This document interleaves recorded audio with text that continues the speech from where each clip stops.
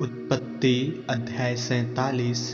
तब यूसुफ ने फिरौन के पास जाकर यह समाचार दिया, मेरा पिता और मेरे भाई और उनकी भेड़ बकरियां, गाय बैल और जो कुछ उनका है सब कनान देश से आ गया है, और अभी तो वे गोशेन देश में हैं। फिर उसने अपने भाइयों में से 5 जन लेकर फिरौन के सामने खड़ा कर दिया। फिरौन ने उसके भाइयों से पूछा, तुम्हारा उद्यम क्या है? उन्होंने फिरौन से कहा, तेरे दास चरवाहे हैं और हमारे पुरखा भी ऐसे ही रहे। फिर उन्होंने फिरौन से कहा, हम इस देश में परदेशी की भांति रहने के लिए आए हैं, क्योंकि कनान देश में भारी अकाल होने के कारण तेरे दासों को भेड़ बकरियों के लिए चारा न रहा, इसलिए अपने दासों को गोशेन देश में रहने की आज्ञा दे। तब फिरौन ने यूसुफ से कहा, तेरा पिता और तेरे भाई तेरे पास आ गए हैं और मिस्र देश तेरे सामने पड़ा है। इस देश का जो सबसे अच्छा भाग हो उसमें अपने पिता और भाइयों को बसा दे, अर्थात वे गोशेन ही देश में रहें। और यदि तू जानता हो कि उनमें से परिश्रमी पुरुष हैं, तो उन्हें मेरे पशुओं के अधिकारी ठहरा दे। तब यूसुफ ने अपने पिता याकूब को ले आकर फिरौन के सम्मुख खड़ा किया, और याकूब ने फिरौन को आशीर्वाद दिया। तब फिरौन ने याकूब से पूछा, तेरी आयु कितने दिन की हुई है? याकूब ने फिरौन से कहा, मैं 130 वर्ष परदेशी होकर अपना जीवन बिता चुका हूँ। मेरे जीवन के दिन थोड़े और दुख से भरे हुए भी थे, और मेरे बाप दादे परदेशी होकर जितने दिन तक जीवित रहे उतने दिन का मैं अभी नहीं हुआ।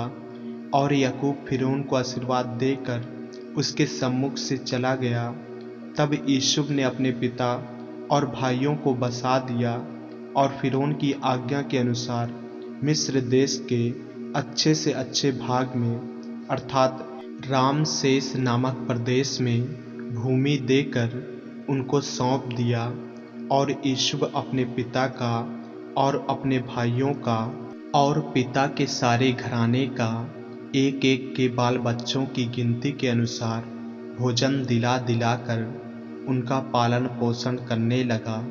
अकाल और यूसुफ का प्रबंध। उस सारे देश में खाने को कुछ न रहा, क्योंकि अकाल बहुत भारी था, और अकाल के कारण मिस्र और कनान दोनों देश त्रस्त हो गए।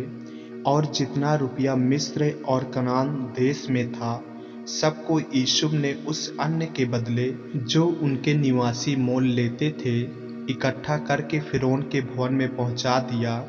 जब मिस्र और कनान देश का रुपया समाप्त हो गया, तब सब मिस्री यूसुफ के पास आकर कहने लगे, हमको भोजन वस्तु दे, क्या हम रुपया के न रहने से तेरे रहते हुए मर जाएं?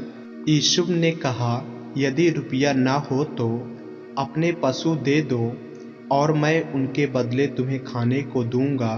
तब वे अपने पशु यूसुफ के पास ले आए, और यूसुफ उनको घोड़ों, भेड़ बकरियां, गाय बैलों और गदहों के बदले खाने को देने लगा। उस वर्ष में वह सब जाति के पशुओं के बदले भोजन देकर उनका पालन पोषण करता रहा। वह वर्ष तो यूं कट गया। तब अगले वर्ष में उन्होंने उसके पास आकर कहा, हमको अपने प्रभु से यह बात छिपा न रखेंगे कि हमारा रुपया समाप्त हो गया, और हमारे सब प्रकार के पशु हमारे प्रभु के पास आ चुके हैं। इसलिए अब हमारे प्रभु के सामने हमारे शरीर और भूमि को छोड़ और कुछ नहीं रहा।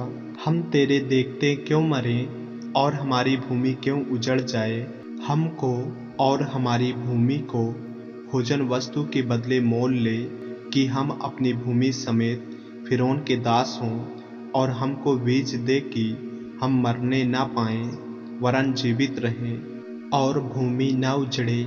तब यूसुफ ने मिस्र की सारी भूमि को फिरौन के लिए मोल लिया, क्योंकि उस भयंकर अकाल के पड़ने से मिस्रियों को अपना अपना खेत बेच डालना पड़ा। इस प्रकार सारी भूमि फिरौन की हो गई, और एक छोर से लेकर दूसरे छोर तक सारे मिस्र देश में जो प्रजा रहती थी उसको उसने नगरों में लाकर बसा दिया। पर याजकों की भूमि उसने न मोल ली, क्योंकि याजकों के लिए फिरौन की ओर से नित्य भोजन का बंदोबस्त था, और नित्य जो भोजन फिरौन उनको देता था वहीं वे खाते थे। इस कारण उनको अपनी भूमि बेचनी न पड़ी।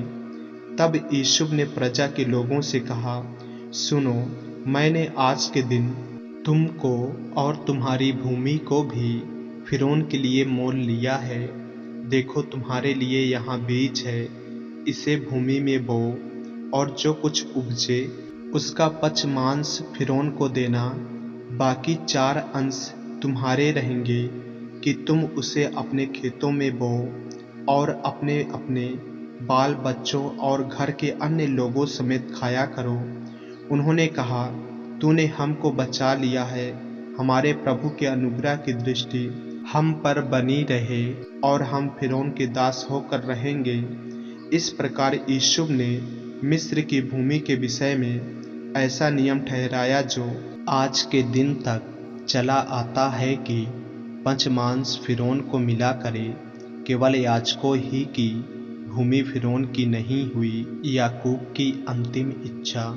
इस्राएल मिस्र के गोशेन प्रदेश में रहने लगे, और वहाँ की भूमि उनके वश में थी, और वे फूले फले और अत्यंत बढ़ गए। मिस्र देश में याकूब 17 वर्ष जीवित रहा। इस प्रकार याकूब की सारी आयु 147 वर्ष की हुई। जब इस्राएल के मरने का दिन निकट आ गया, तब उसने अपने पुत्र यूसुफ को बुलवाकर कहा, यदि तेरा अनुग्रह मुझ पर हो तो अपना हाथ मेरी जांघ के नीचे रखकर शपथ खा कि तू मेरे साथ कृपा और सच्चाई का यह काम करेगा कि मुझे मिस्र में मिट्टी न देगा। जब मैं अपने बाप दादों के संग सो जाऊंगा, तब तू मुझे मिस्र से उठा ले जाकर उन्हीं के कब्रस्थान में रखेगा।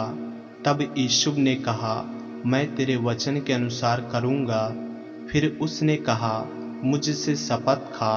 अतः उसने उससे शपथ खाई। तब इस्राएल ने खाट के सिरहाने की ओर सिर झुकाकर प्रार्थना की, आमीन। ऐसे ही वचनों को सुनने के लिए हमारे चैनल को सब्सक्राइब करें और बेल आइकन के बटन को दबाएं।